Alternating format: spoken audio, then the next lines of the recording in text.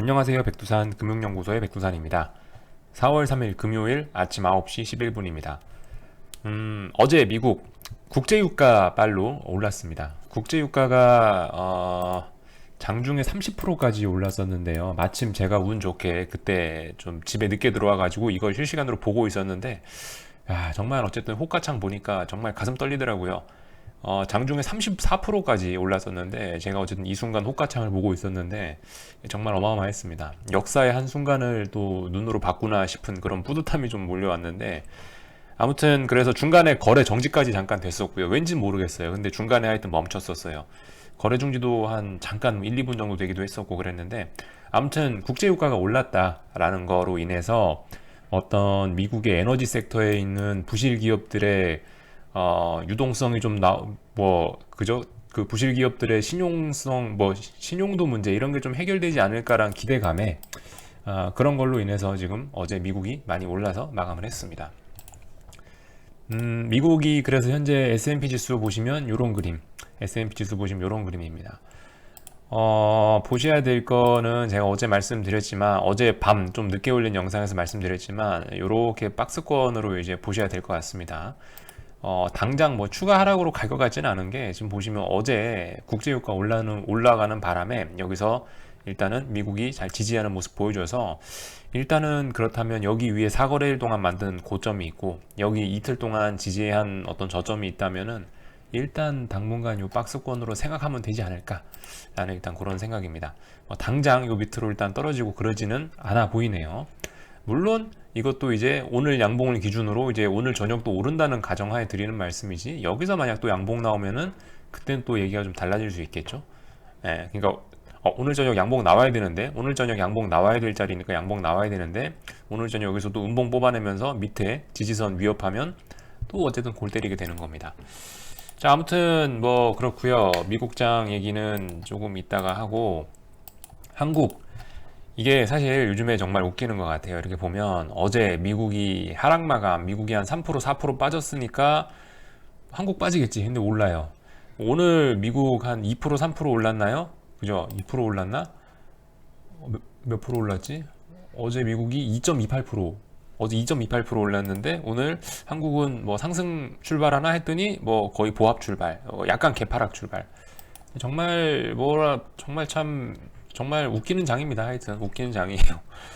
어쨌든 오늘도 보셔야 될 거는 이건 것 같아요. 오늘도 보셔야 될 거는 외국인이 귀환하느냐, 외국인이 귀환하느냐, 삼성전자 누가 들어오느냐. 근데 일단은 삼성전자는 일단 기술적으로는 그다지 좋지는 않은 상황입니다. 여기서 어쨌든 어제 저점 낮췄거든요. 그죠?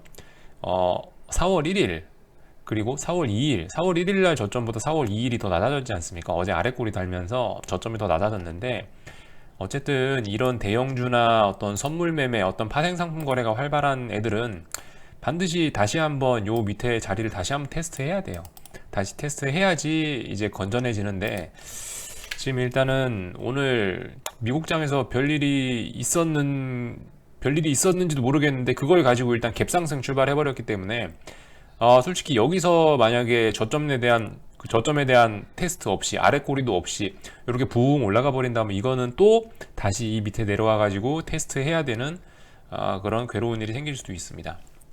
오늘 뭐 지금 현재 오르고 있지만 여전히 뭐 별로 그게 좋아 보이지는 않습니다. 한국장 내용은 뭐 아무튼 딱히 요즘에 뭐 드릴 말씀이 없어요. 이거 뭐 제가 뭐라고 말씀을 드려야 될지 한국장에 대해서.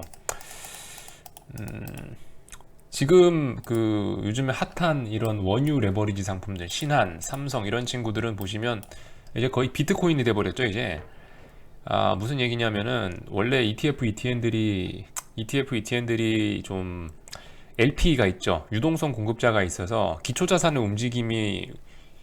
움직임을 베이스로 해서 쟤네 가격이 움직여야 되는데, 기초자산 따로 쟤네 따로 이렇게 움직이는 겁니다. 가장 쉽게 비유를 드리자면, 저하고 걔가 산책을 하고 있었는데 걔가 줄 끊고 도망간 거예요. 지금 LP가 줄이었는데 LP가 끊어졌어. 그러면 이제 걔가 어떻게 될까요? 걔의 미래는 이제 주인에 달려 있는 게 아니죠. 이제 걔는 지구 끝이라도 도망갈 수 있습니다. 그죠? 그래서 이런 부분 좀 주의하셔야 될 것 같다라는 거. 국제유가도 어쨌든 지금 솔직히 뭐 중장기적으로 보면 메리트가 있을지 모르겠는데 괴리율이 너무 크다 보니까 삼성이고 신한이고 괴리율이 너무 크다 보니까 솔직히 조금 이 괴리율이 적당하면 모르겠는데 막 어제 고가는 뭐 거의 뭐 50%막 이렇더라고요. 오늘도 거의 그쯤 됩니다. 삼성 거 같은 경우는 지금 1730원이어야 되는데 2500원이거든요. 그러니까 대충 오늘도 괴리율이 50% 정도쯤 되는 것 같아요. 대충. 신한 거 볼까요? 신한도 크게 다르진 않습니다. 1350원짜리가 2080원에 현재 매매가 되고 있는데, 진짜 비트코인이 돼버렸어요. 비트코인이 돼버려서 어쨌든 이런 부분 좀 주의하셔야 될 것 같습니다. 뭐 한국 시장에는 그러니까 미국에 있는 원유 ETF, ETN들이 대규모 상장 폐지들이 됐는데 솔직히 한국은 그냥 뭐 아직까지는 상장 폐지 시킬 것 같지는 않아요. 제가 봤을 때는 이렇게 괴리율 못 맞추면은 손해 보는 거는 일부 비싸게 산 개인들이 손해를 보는 거지. 제가 봤을 때 이렇게 괴리율이 확대됐다고 해서 피해 보는 게 증권사나 LP나 뭐 금감원이 아니거든요. 이거 사실 LP들이 이렇게 고평가가 돼 있으면은 LP들 입장에서도 돈 벌어서 좋은 것 같고 증권사 수수료 수입 나오고 어쨌든 거래하니까 매매 세금 거치고 해서 어쨌든 우리나라에는 전부 좋긴 좋거든요. 비싸게 산 개인들만 좀 문제가 될 뿐이지. 그리고 총선도 앞에 있고 이래서 그리고 뭐 미국처럼 미국은 뭐 예를 들어서 숫자가 단위가 작지 않습니까? 한 주당 뭐 50달러, 60달러 이랬는데 파바박 까이니까 뭐예요? 뭐 0.1 이렇게 돼갖고 상장 폐지가 돼버리는데 우리나라는 기본으로 뭐 만원, 2만원대에서 시작했기 때문에 동그라미가 워낙 많아서 웬만큼 토막이 나도 지금 2,000원, 1,000원이죠. 충분히 어쨌든 매매 유동성, 어쨌든 매매하기도 좀 괜찮은 가격대에 이렇게 와 있고 해서 제가 봤을 때는 한국은 이거 굳이 상폐 안 시키고 그냥 계속 추가 상장시키면서 개기는 쪽으로 가지 않겠나라는 생각이 듭니다. 어쨌든 예전에 말씀드렸다시피 괴리율이 이렇게 오바된 상태로 해서 3개월인가가 넘게 이게 괴리율이 지속이 되면은 상장 폐지 요건에 해당이 되는 걸로 알고 있어요. 저도 정확하게 그 지금 현재 적용이 되는 법률은 찾아보진 못했는데 어쨌든 좀 변형된 그러니까 예전에 있던 규정을 제가 보긴 봤거든요. 3개월 동안 괴리율 못 맞추면 상폐된다고. 어쨌든 그걸 기준으로 말씀드렸을 때 어쨌든 여전히 우리나라도 그런 규정에 못 맞추면 상폐될 가능성도 있다라는 거 알아는 두시고 조금 좀 주의하시자라는 겁니다. 이 무턱대고 지금 잘못 들어오면은 큰일 날 것 같다라는 생각. LP들이 맨날 그 물량 신규 상장해서 들어오는데도 불구하고 개인 여러분들의 성원이 워낙 뜨거워서 이 뭐 답이 없어요. 계속 LP가 못 맞추고 있습니다. 아무튼 조금 좀 주의들 하시고 그래서 아마 어젯밤에 제가 이제 커피 먹으면서 그 상의하신 그분은 삼성 레버리지 요거 사셨대요. 그래서 오늘 아침에 재수가 좋아서 이게 빵 뜨면은 후다닥 팔아버려라. 이거 줄 끊어진 개다. 어디로 갈지 모른다. 그래서 일단은 현금 확보하시고 현금 들고 한번 기다려 보시자라고 말씀드리고 어제 같이 집에 갔습니다. 아무튼 뭐 그런 얘기를 했었고요. 한국장 얘기 뭐 죄송한데 제가 더 이상 뭐 드릴 말씀이 없어요. 죄송한데 더 이상 드릴 말씀이 없습니다. 미국장 얘기하고 이슈들이나 좀 몇 가지 살펴보고 그렇게 하고 마칠게요. 어제 어쨌든 그 트럼프의 요 내용을 조금 좀 분석을 해봐야 될 필요는 있는 것 같아요. 그러니까 어제 유가가 오른 거에 대해서 제가 어젯밤에 이미 말씀드리긴 했는데 어제 그래서 유가가 올랐는데 솔직히 유가가 이게 이제 진짜 반등이냐 진짜 반등으로 가느냐 아직까지는 좀 오버한 것 같습니다. 아직 진짜 반등으로 가긴 조금 힘들 것 같다. 약간 투기적인 게 좀 나와서 지금 유가가 최근에 많이 폭등을 한 것 같다. 어제 30% 오른 건 투기적인 요인이 굉장히 강한 것 같다는 생각입니다. 왜 그러냐? 뭐 김현석의 월스트리트 나우라는 요거 기사에도 잘 나와 있고 또 요 트럼프의 요거 뉴스원에 나온 요 기사도 제법 잘 설명해 주는 것 같은데 사실 전 모르죠. 뭐 1500만 배럴이 얼마나 되는지 모르는데 근데 현실적으로 이게 불가능하다고 하더라고요. 그래서 이유를 찾아봤더니 사우디하고 러시아하고 뭐 자기네들이 아무리 감산해봐야 뭐 150만 배럴 감산할 수 있대나? 여기 있죠. 여기 러시아와 사우디가 지난달 7일 합의에 실패한 오펙 추가 감산량이 150만 배럴이랍니다. 지난달로 종료된 기존 감산량도 210만인데 1000에서 1500만 배럴 트럼프가 얘기한 요거는 하루 전체 산유량의 10%에 달합니다. 10%라고 합니다. 그러니까 이 뭐예요? 이게 합의가 되기가 현실적으로 어렵다는 얘기입니다. 그리고 이 합의가 또 어려운 게 이 미국 같은 경우는 어쨌든 국가에서 정유사들한테 니네 더 이상 저기 기름 뽑아내지 마 이렇게 할 수가 없대요. 이렇게 할 수가 없대. 물론 그 정부의 입김이 통하는 분야가 있고 안 통하는 분야가 있는데 정부의 입김이 통하는 분야가 40%인가 50%밖에 안 된답니다. 이런 상황을 사우디나 러시아가 모르지는 않겠죠. 그러니까 승질 날 거예요. 지네 자기네 기업 산유량도 조정 못하면서 우리 보고는 산유량 우리 보고 감산하라고 그러냐? 화가 날 수밖에 없습니다. 그래서 어쨌든 이거 지금 우리 이 사람 트럼프라는 사람은 기본적으로 베이스가 정치인이기 때문에 이 사람의 말을 모두 믿을 필요는 없고 좀 주의해야 됩니다. 현실적으로 그래서 이게 좀 어렵다는 내용이고요. 그리고 어쨌든 어제 말씀드렸다시피 제일 중요한 건 여러분들 지금 그 원유 유가 폭락이라는 거 원인 자체가 그 수요 감소로 인한 유가 폭락인 거지 공급 증가로 인한 유가 폭락이 아니에요. 잘 생각해 보세요. 코로나 때문에 사람들이 집 밖에 못 나오니까 기름을 못 써서 폭락했고 폭락하니까 이제 산유국들이 정신이 없어가지고 야 우리 수입을 늘리려면 증산해야겠지? 이러니까 증산을 해서 거기서 공급단의 문제도 같이 불거진 겁니다. 제일 큰 문제는 수요예요, 수요. 근데 현재 수요가 해결된 거는 없다. 사람들은 아직도 집안에 갇혀 있습니다. 그거를 좀 아셨으면 좋겠고요. 그래서 요거 기사 잘 써져 있길래 두 개 여러분들께 좀 보여드렸고 한번 전체 내용 한번 읽어보십시오. 전체 내용 읽어보시면 좋습니다. 그리고 마지막으로 요거 좀 굉장히 좀 잘 써진 보고서 같길래 제가 하나 갖고 나왔습니다. 어제 저녁 8시인가 9시쯤 나온 보고서인데요. 그 메리츠 증권입니다. 메리츠 증권의 채권 쪽 보고서예요. 윤여삼 애널리스트가 쓴 보고서인데 한번 전체 다 보십시오. 전체 다 보시면은 굉장히 도움이 되는데 솔직히 저는 이제 방송이니까 전체 다 보지는 않고 우리한테 좀 의미가 있는 몇몇 데이터들이 있더라고요. 그래서 그쪽 한 4페이지, 5페이지 정도만 같이 보고 마치도록 하겠습니다. 이렇게 보시면 지금 이제 사실상 여러분들 저는 경기 침체가 없을 거라고 봤는데 이게 미국이나 유럽이나 이런 데의 침체가 생각보다 심각하고 빠르게 진행이 되고 있는 것 같아서 이런 데이터 좀 보여드리려고 갖고 나왔습니다. 이게 뭐 금융위기로 안 간다 뭐 그런 얘기가 있긴 있는데 사실 이미 수치는 이미 저기 침체로 가고 있어요. 수치는 침체로 가고 있기 때문에 지금 우리가 주식 매입하고 이런 거 타이밍 조금 늦춰야 될 필요성이 있을 것 같다라는 그런 얘기 드리는 겁니다. 그러니까 이 금융위기급으로 이미 성장률이나 이런 게 감소를 해버리고 있기 때문에 이미 이제 불황이라는 거죠.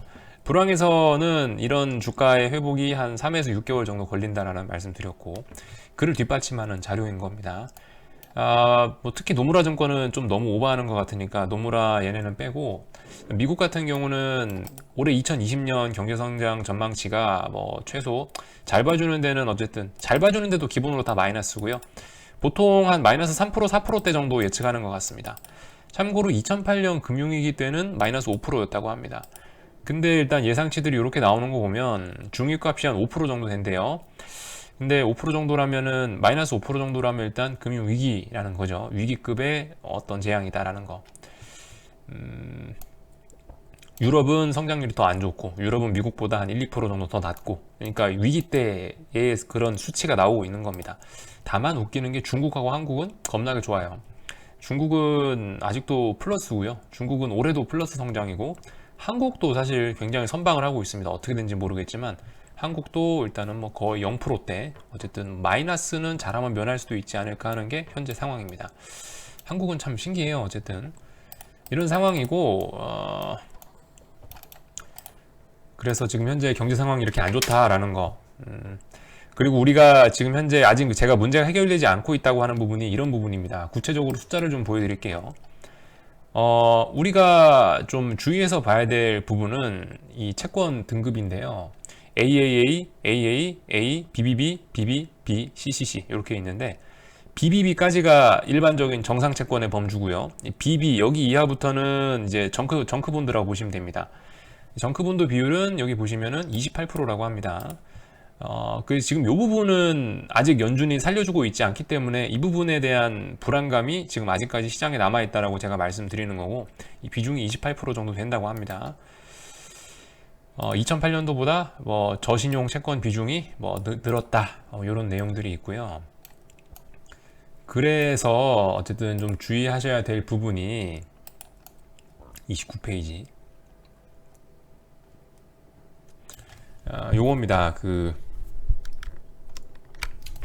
제가 말씀드렸다시피 지금 연준이 해야 되는 조치를 안 하고 있다는 게 이거예요. 지금 현재 연준의 대책들입니다. 보시면 지금 연준이 채권 매입해주고 있는데, 보시면 대상 채권이 AAA부터 BBB까지, 그러니까 지금 정크본드는 매입해주지 않고 있다는 말입니다. 이것 때문에라도 지금 증시의 불안감은 계속되고 있고 당분간 좀 더 위기가 이어질 수 있다는 겁니다. 이런 부분을 조금 주의하셔야 될 것 같고, 어쨌든 언젠가는 다시 매입해 줄 거예요. 언젠가 매입해 줄 건데, 요거 매입해 주는 이름이 뭐냐면은 MSBLP입니다. MSBLP. 요게 한국말로 하면은 실물시장 대출 프로그램이라고 한답니다. 번역을 MSBLP. 요 조치가 연준에서 나오면은 어느 정도 이제 더 이상 추가 하락은 없겠구나, 이제 반등을 바라봐도 될 것 같습니다. MSBLP라는 이름의 요 제도, 실물시장 대출 프로그램, 요거 언젠가 하려고 지금 준비하고 있기는 합니다. 근데 아직 연준에서 이 카드를 꺼내고 있지는 않죠. 요거는 아직 안 나왔고, 지금 현재로서는 그냥 AAA에서 BBB까지 정상적인 등급의 채권만 매입해주고 있기 때문에 위기가 나고 있다라는 게 그 내용입니다. 그래서 주식 언제 사야 되냐, 제가 장단기 금리 차 보면서 말씀드린 적이 있죠. 이미 이제 불황이라고 봐야 돼요. 그죠? 이미 불황, 침체가 왔다라고 생각하면은, 침체 시에는 보통, 이건 이제 저는 2년물 이렇게 보여드렸는데, 이 사람은 이제 3개월물, 10년물, 이렇게 스프레드를 갖고 왔습니다. 보시면은 보통 이 경기 침체가 있을 때마다 3년물하고 3개월물하고 10년물의 스프레드는 4% 정도까지 최대 벌어졌었거든요. 그래서 저도 이번에 어쨌든 침체가 지금 오고 있으니 뭐 얘네도 3%대 후반까지는 올라가야지 뭐 되지 않겠냐. 2년물, 10년물 스프레드 기준으로 하면 한 2%대는 봐야지 증시 바닥이 나오지 않겠냐라고 말씀을 드렸었는데, 지금 보시면은 일단은 이분 같은 경우는 최근에 워낙 저금리 시대이기 때문에 지금은 이게 3개월물, 10년물 스프레드가 4%까지 올라가는 건 힘들 것 같고, 한 1.5%대에서 1.5%대까지 오르면은 되지 않겠냐라는 그런 내용을 말하고 있는데, 뭐 그럴듯해 보입니다. 사실 그렇죠. 요즘 워낙 저금리 시대다 보니까 사실 3개월물은 언제나 금리가 0일 거고, 10년물이 금리가 4%까지 올라야지 이게 결국 4%가 나온다는 얘기인데, 스프레드가 4%가 나온다는 얘기인데, 과연 이게 저도 안 그래도 4%까지 언제 벌어지나 싶기도 하긴 해요. 그래서 이번 같은 경우는 어쨌든 뭐 1.5%대 뭐 아니면 2%대에서도 3개월물, 10년물 기준으로 해서 그 정도만 벌어져도 어쩌면 증시의 바닥이 나올 수 있지 않을까라는 생각을 좀 살살 해봤습니다. 원래는 여기 위에 꼭대기까지 가야 증시 반등 이건데, 이번에는 어쨌든 옛날하고 다르게 역사적인 최저금리 시대니까 이 스프레드는 좀 옛날만큼 확대되지 않을 가능성도 있어 보인다라는 게 어쨌든 지금 윤여삼 애널리스트의 말이죠. 근데 타당해 보입니다. 그래서 이런 부분 여러분들 좀 알고 계셨으면 좋겠어요. 그래서 어쨌든 제가 계속 좀 오늘은 좀 침체 이런 얘기를 좀 했었는데요. 좀 조심하셔야 됩니다. 어쨌든 옛날하고 그림은 다르죠. 어제 저녁에도 표현했던 건데, 2008년 금융위기에는 기업하고 은행이 망해서 경제의 심장이 멎어가지고 사람이 자빠졌었다면은, 지금은 이제 코로나 바이러스로 인해서 손끝 발끝이 썩어 들어가고 있는 거죠. 말단에서부터 위기가 시작돼서 심장을 쪼여오고 있는 상황이기 때문에 어쨌든 그 양상은 약간 다를 수가 있지만은 좀 조심하긴 조심해야 됩니다. 지금 이제 어떤 경기 침체 상황이라고 봐야 될 것 같고, 좀 거기에 대한 좀 대비를 하긴 해야 될 것 같다라는 거. 아무튼 오늘은 웬일로 외국인이 빨간불이 들어오긴 했는데, 이거 200억 들어와서는 일단 될 것 같지는 않고요. 한번 어쨌든 오늘도 뭐 좀 지켜보자고요. 어떻게 되려나. 여전히 뭐 생각은 바뀌지 않았습니다. 한국장 저점 안 나왔고요. 한 번의 폭풍이 더 있어야지 어떤 바닥이 나올 것 같고 그때 매수를 하면 괜찮지 않을까라는 생각입니다. 지금 개인이 너무 많이 들어왔다. 뭐 이런 생각은 변함없습니다. 궁금한 거는 리플 남겨주시고요. 여기쯤에서 마치도록 하겠습니다.